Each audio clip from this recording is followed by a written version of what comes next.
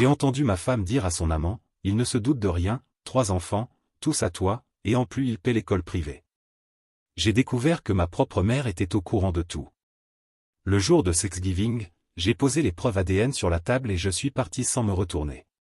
10 ans plus tard, je suis revenu en tant qu'homme le plus riche de la ville. Je croyais avoir la vie parfaite, femme, enfant, travail stable. Mais, en une seule nuit, j'ai découvert un secret qui a tout détruit, et m'a fait quitter la maison sans me retourner. 10 ans plus tard, je suis revenu différent. Ce que j'ai trouvé lors de cette retrouvaille, personne ne l'aurait imaginé. Si vous aimez notre chaîne et voulez vraiment nous soutenir, likez et appuyez sur Hype. C'est comme un super like qui aide nos vidéos à toucher bien plus de monde. Je m'appelle Davidé, il y a 10 ans, ma vie s'est effondrée. J'avais 38 ans, une femme, Paula, 3 enfants, Lucas, Sophia et Matteo, et un travail correct comme responsable dans une entreprise de logistique. Nous vivions dans une petite ville où tout le monde se connaît et où les secrets semblent ne pas avoir leur place. Je pensais que ma vie était solide, que j'avais tout. Quelle erreur! Tout a commencé par une nuit d'été. Paula a dit qu'elle sortait avec des amis, quelque chose qu'elle faisait parfois. Ce n'était pas grand-chose, mais ce soir-là j'ai eu un mauvais pressentiment. Elle s'est trop pomponnée, ne m'a pas regardé dans les yeux et est partie vite. Je ne suis pas du genre à soupçonner tout le monde, mais j'ai senti un nœud dans l'estomac. Quand les enfants furent couchés, j'ai laissé un mot et je suis sorti pour la chercher. Elle n'était pas au bar où elle avait dit qu'elle serait. J'ai roulé à travers le village jusqu'à ce que je voie une voiture devant un motel en périphérie. Mon cœur s'est emballé. J'ai voulu croire à une erreur, mais je savais que ce n'était pas le cas.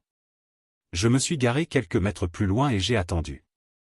1 heure plus tard, je l'ai vu sortir avec Ruben, l'entraîneur de football des garçons. Il m'avait toujours paru sympa, avec son sourire et ses discussions sur l'équipe. Maintenant je le voyais comme du poison. Ils se sont embrassés avant de monter dans leur voiture. Je suis allé jusqu'au motel. Je ne sais pas pourquoi je voulais des preuves. Peut-être pour me convaincre moi-même. Depuis le parking, j'ai entendu Paula parler au téléphone, en riant, il ne se doute de rien. 3 enfants, tous à toi. Et en plus il paie l'école privée. C'était comme si le sol s'était dérobé sous mes pieds. 3 enfants, tous à toi. Je ne pouvais plus respirer. J'ai pris la route pour rentrer, les yeux embués et le cœur brisé. Les enfants dormaient et je me suis assis dans le salon en regardant leurs photos. Lucas, avec son rire malicieux. Sophia, toujours avec un livre. Matteo serrant son doudou. Je les aimais de tout mon être, mais, d'après Paula, ils n'étaient pas mes enfants. Le lendemain, sans rien dire à Paula, je suis allé dans une clinique de la ville et j'ai demandé des tests ADN. J'ai pris les brosses à dents des enfants comme échantillon, prétextant une étude médicale.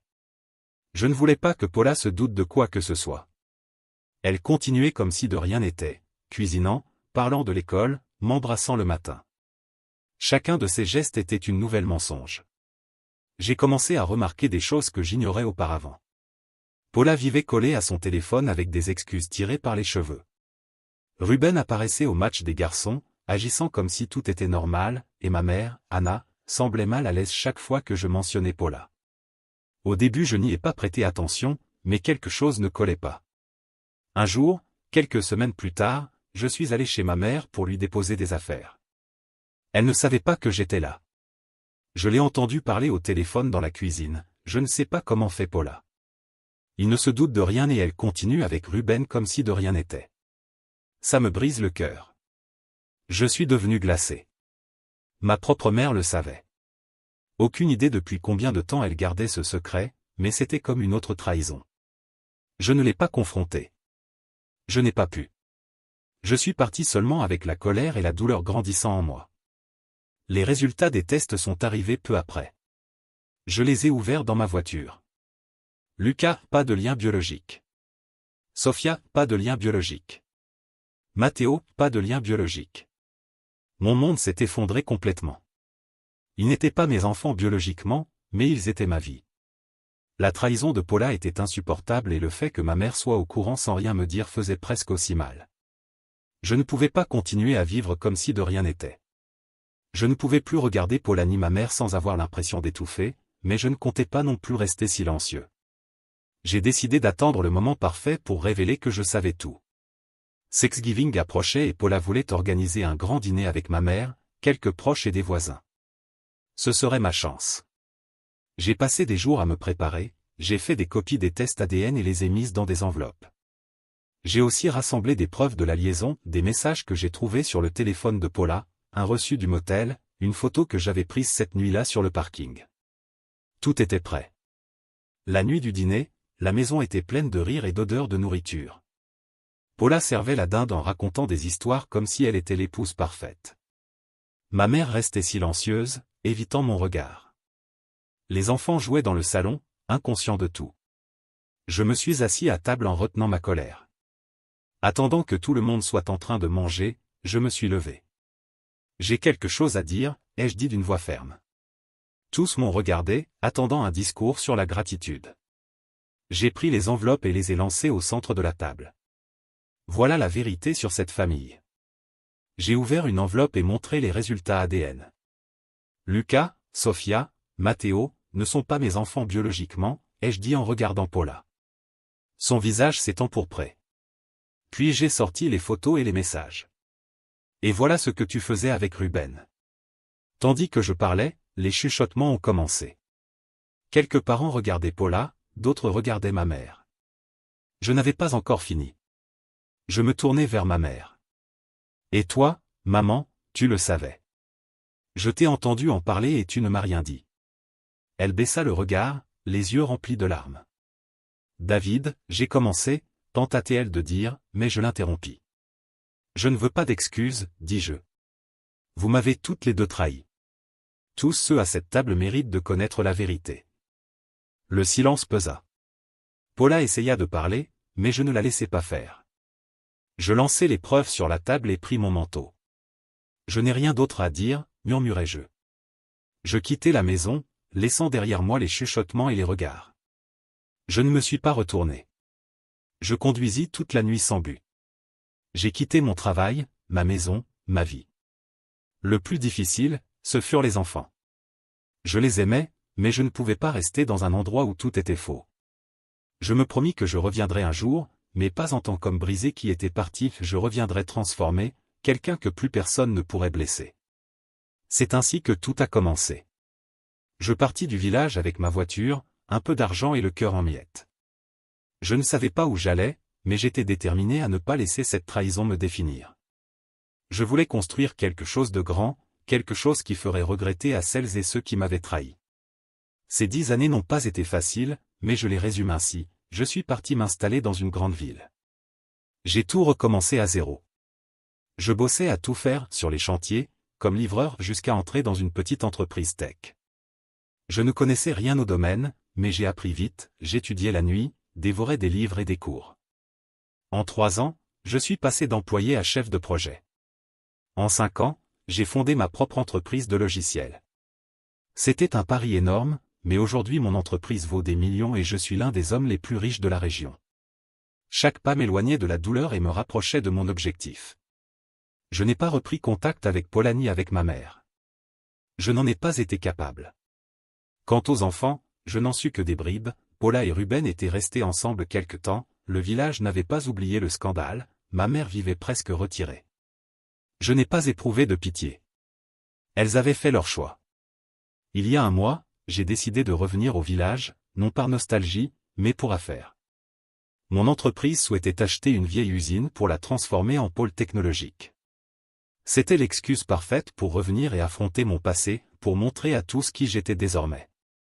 Pas le David parti le cœur brisé, mais le David qui avait bâti un empire. Je suis arrivé un samedi matin dans une voiture qui crie le succès. Le village n'avait pas beaucoup changé, même rue, même maison, mais les gens me regardaient et chuchotaient, ils savaient déjà qui j'étais grâce aux articles et aux reportages sur le gamin du coin qui avait réussi. Je logeais dans le meilleur hôtel de la région, qui, en réalité, n'était pas grand-chose et planifiais ma semaine, signais le contrat pour l'usine et, si possible, refermer de vieilles blessures. La première rencontre eut lieu rapidement. Cet après-midi-là, j'étais dans un café du centre-ville. À peine avais-je commandé que j'aperçus Ruben entrer. Il avait vieilli un peu, quelques cheveux gris, et le même sourire qui me rendait malade. Il me vit, hésita, puis vint jusqu'à ma table. « David, dit-il d'une voix tendue, je ne savais pas que vous étiez ici. »« Affaire » répondis-je sèchement. « Je ne suis pas venu pour discuter. » Il s'assit sans y être invité. « Ça, je n'ai jamais voulu que ça se termine comme ça. »« Comme ça » m'écriai-je, la voix s'élevant et attirant quelques regards. « Tu m'as trompé pendant des années. Tu m'as fait élever tes enfants pendant que tu riais. »« Je ne riais pas, » dit-il en regardant le sol. « C'était une erreur. Paula et moi n'avons rien planifié. Garde tes excuses. C'est fini. Dis-moi juste une chose, les gamins vont bien, fit-il une pause. Oui. Lucas est à l'université. Sophia travaille dans une librairie. Matteo est au lycée, il joue au foot. Ce sont de bons gosses.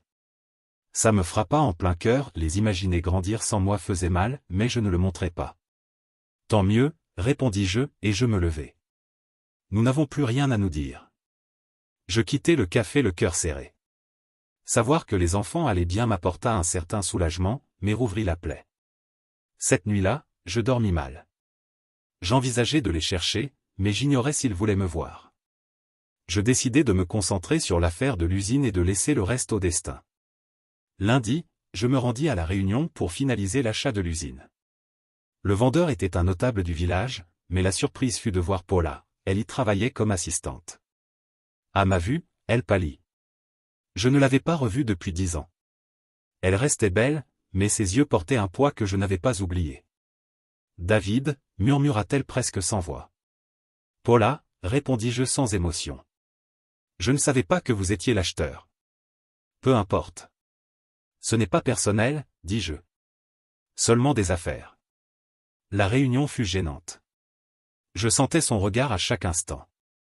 Quand le vendeur sortit, nous restâmes seuls. Je ne voulais pas parler, mais elle ne put se retenir. « David, je suis désolée, dit-elle la voix brisée. Ce que j'ai fait est horrible.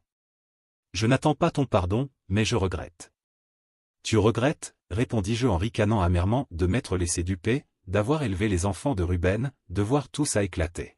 « De tout ?» dit-elle en larmes. « J'ai perdu les enfants à cause de ça. Lucas et Sophia me parlent à peine. Matteo vit avec Ruben et je sais que je t'ai fait du mal. »« N'essaie pas de me faire pleurer, répliquai-je. Tu ne t'es pas soucié de moi alors. Ne feins pas maintenant. Dis-moi juste pourquoi. Pourquoi tu m'as menti de manière aussi flagrante? » Je ne sais pas, commença-t-elle. Ça a commencé comme une erreur, une soirée bête, mais je n'ai pas réussi à m'arrêter. Je l'aimais, David, mais j'ai été égoïste. De l'amour, répétai-je avec mépris. Ce n'était pas de l'amour. Elle ne dit plus rien.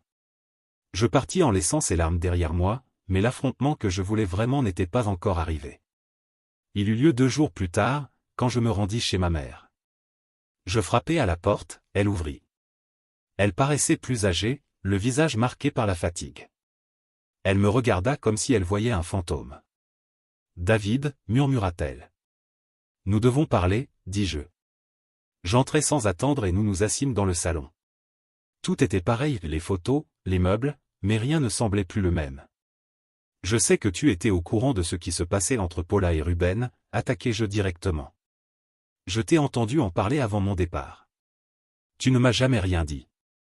Pourquoi? » Ses yeux se remplirent de larmes. « Je ne voulais pas te blesser, dit-elle. Paula me l'a dit après la naissance de Matteo. Elle m'a juré que c'était une erreur, qu'elle t'aimait.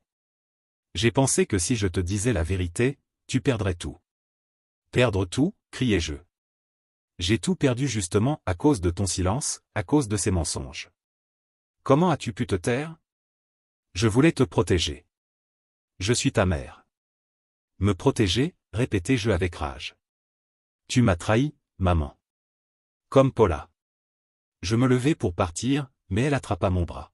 « S'il te plaît, David, je ne veux pas te perdre à nouveau. » Je la regardai et, l'espace d'un instant, je ressentis un peu de pitié, mais la douleur était plus forte. « Tu aurais dû y penser il y a 10 ans, dis-je, et je sortis. Le reste de la semaine fut intense. Je signai le contrat de l'usine, mais le village ne me laissa pas partir si facilement. Les rumeurs circulaient, que j'étais revenu riche, que j'avais humilié Paula, que j'avais laissé ma mère en larmes. Je m'en fichais. J'étais là pour fermer un chapitre, pas pour en ouvrir un autre. Mais, le dernier jour, je reçus un appel inattendu. C'était Lucas. Quelqu'un lui avait dit que j'étais de retour au village. Il voulait me voir. Nous nous retrouvâmes dans un parc. Il avait 20 ans, grand, avec les mêmes yeux dont je me souvenais. Il me serra dans ses bras et je ressentis quelque chose que je n'avais pas éprouvé depuis des années, de l'espoir. « Pourquoi es-tu parti ?» demanda-t-il d'une voix tremblante. « Nous pensions que tu ne voulais plus de nous. » Je lui dis la vérité, sans entrer dans les détails sordides. Je lui expliquai que je les aimais, mais que je n'avais pas pu rester après ce qui s'était passé. « Je n'ai jamais cessé de penser à vous, » ajoutai-je. « Et je serai toujours votre père, si vous le voulez. »« Bien sûr qu'on le veut, » dit-il en larmes. Il me parla de Sofia, qui travaillait dans une librairie et rêvait de devenir écrivaine, et de Matteo, un passionné de football. Nous nous promîmes de rester en contact. Ce moment fut un rayon de lumière au milieu de tout. Je quittai le village avec le contrat signé et une petite reconnexion avec Lucas, mais au fond de moi je savais que mon histoire avec ce lieu n'était pas terminée. J'avais conquis beaucoup, mais il me restait des comptes à régler, pas avec Paula ni avec ma mère, mais avec les enfants et avec moi-même. Je savais que je reviendrais, et cette fois ce serait pour de bon. Je revins au village 6 mois plus tard. Le centre technologique avançait et mon entreprise avait besoin que je supervise le projet. Cette fois, je n'étais pas venu seulement pour affaires. Lucas et moi étions restés en contact par message et il m'avait dit que Sofia et Matteo voulaient me voir. Je ne savais pas si j'étais prêt, mais je ne pouvais pas continuer à fuir. De plus, les rumeurs disaient que Paula et Ruben avaient des problèmes et que ma mère avait tenté de me joindre à plusieurs reprises. Je n'avais pas répondu, mais je savais qu'un jour ou l'autre je devrais l'affronter. J'arrivais un vendredi et le village paraissait différent. L'usine en rénovation apportait une nouvelle vie, ouvriers, camions, agitation. Les habitants m'observaient avec un mélange d'admiration et de curiosité.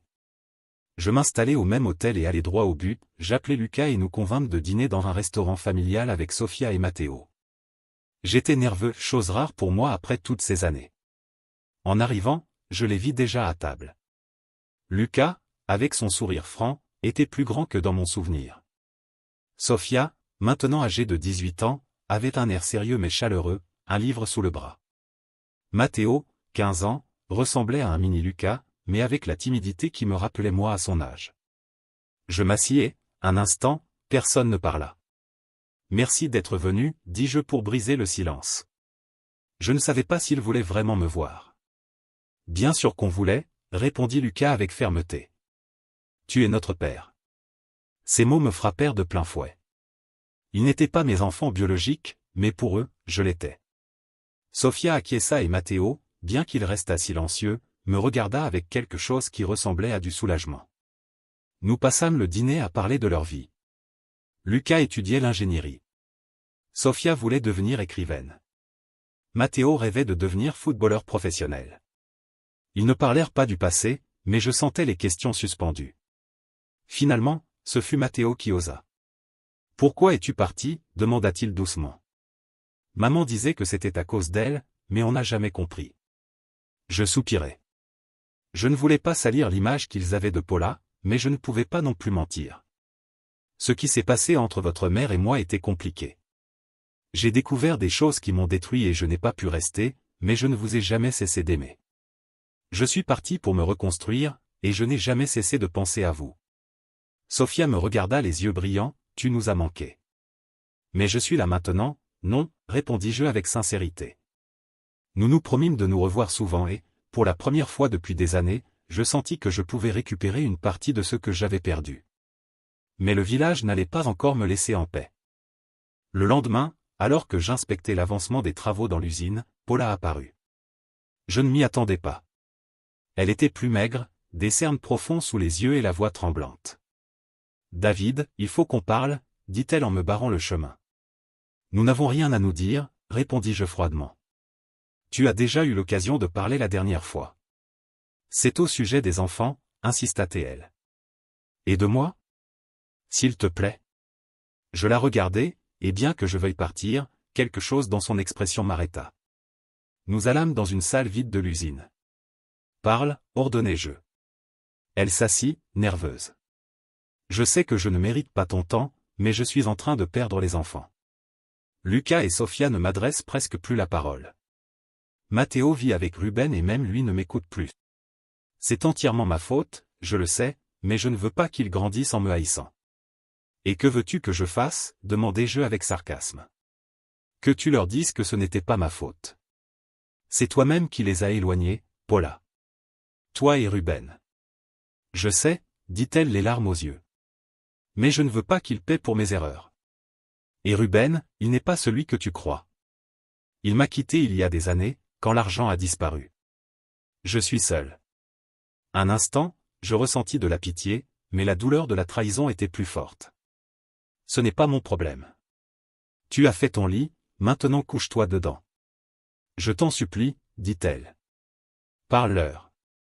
Je ne te demande pas de me pardonner, juste de ne pas les monter contre moi. Je la fixai, et bien qu'une part de moi veuille l'aider à cause des enfants, je n'y parvins pas. Parle-leur toi-même. Je ne suis pas ton sauveur. Je sortis, la laissant là. Cette nuit-là, je reçus un message de ma mère. Je suis à l'hôpital. S'il te plaît, viens. Je ne voulais pas y aller, mais quelque chose me poussa à le faire. Quand j'arrivai, je la trouvai dans une chambre, branchée à des machines. Elle était pâle, mais consciente. David, dit-elle d'une voix faible, merci d'être venu. Que s'est-il passé, demandai-je, gardant mes distances. Une crise cardiaque. Ce n'est pas la première. Je n'ai plus beaucoup de temps. Cela me frappa de plein fouet. Malgré tout, c'était ma mère. Je m'assis et elle commença à parler. Je sais que j'ai échoué avec toi. Savoir pour Paula et ne rien dire était une erreur. Je croyais te protéger, mais je t'ai seulement blessé. Je suis désolé. Je la regardai et tout le ressentiment accumulé pendant des années pesait sur moi. Pourquoi ne m'as-tu rien dit? Tu étais ma mère. Par peur, admit-elle. Je ne voulais pas te voir détruit, mais je t'ai perdu de la même manière. Je ne sus quoi répondre. Une part de moi voulait crier, mais une autre voulait juste tourner la page. Cela n'a plus d'importance, dis-je enfin. Je veux juste que tu ailles mieux. Elle sourit, les yeux embués de larmes. Tu es un homme meilleur que je n'ai été comme mère. Je promis de lui rendre visite, mais je quittai l'hôpital le cœur en conflit. Le dernier jour au village apporta une surprise inattendue. Les enfants m'invitèrent à assister à un match de football de Matteo. J'y allai, et les voir là, Lucas encourageant, Sophia prenant des photos, Matteo courant sur le terrain, me fit sentir à la maison. Après la victoire de l'équipe, nous nous assîmes sur les gradins. Nous voulons que tu restes, dit Lucas directement. Pas tout le temps, mais nous voulons que tu fasses partie de nos vies. Sophia acquiesça. Peu importe ce qui est arrivé avec maman ou avec Ruben. Tu es notre père. Matteo, le plus discret, ajouta. Tu nous as manqué. Je ne pus répondre. Les larmes me submergèrent.